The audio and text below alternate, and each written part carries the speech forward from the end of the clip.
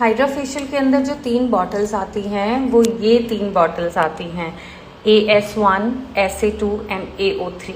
ये जो ASA1 है ये ड्राई स्किन के लिए हम यूज़ कर सकते हैं या फिर कॉम्बिनेशन स्किन के लिए भी, और ये SA2 specially for acne prawn, combination skin, oily skin उनके लिए यूज़ होते हैं जिनके ऑयल बहुत ज़्यादा आता है। तो ये सैलिसिलिक बेस्ड जो एक्टिव इंग्रेडिएंट है ऑयल को कंट्रोल करता है।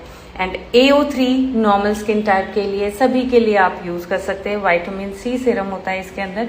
तो ये जो 3 बॉटल्स हैं ये आप अलग से भी ले सकते हैं या मशीन के साथ मिलती हैं।